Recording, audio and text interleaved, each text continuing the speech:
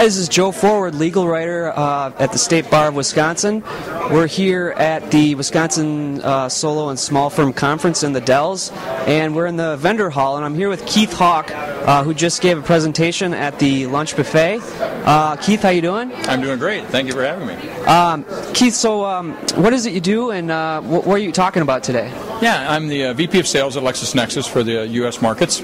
And today I had the great opportunity with all of the participants in this event to talk about the obstacles that attorneys face in client development and just a few techniques for overcoming those obstacles that they will so inevitably see. Yeah. So what are some of the obstacles that lawyers face? Yeah, four primary ones that I referenced typically.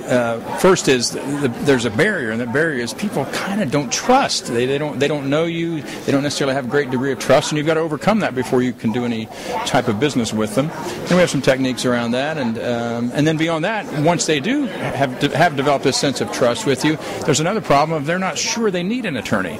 And we have some specific tips and techniques around developing the need and the gap in their life or their business that draws truly the need for an attorney. And then third, they may not be sure they need you. They might want to think about, well, maybe there are others that I should go search out. And so we have some specific techniques and ideas around that.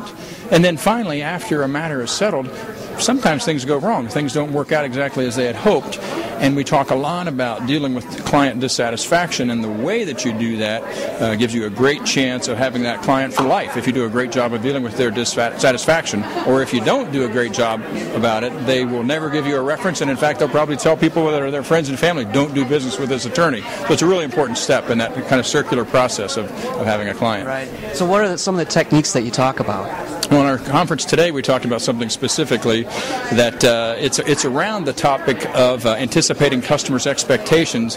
I used a story of a guy named Ben Duffy who realized that I can't always give a presentation that's going to sell my solution, so to speak, but what I can always do is anticipate the questions that my potential client might have about me, my practice, how we do business.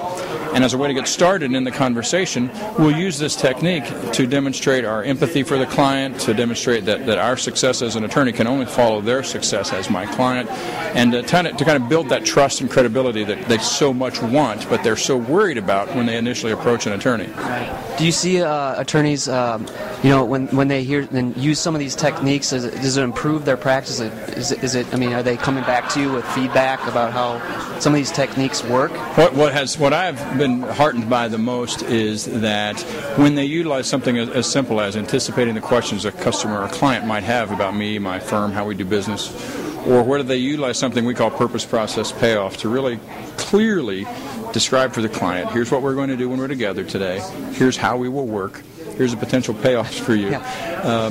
We have certainly had great examples of attorneys and people from all walks of life, not just attorneys, saying, wow, I have better interactions, I'm more organized, I'm more crisp.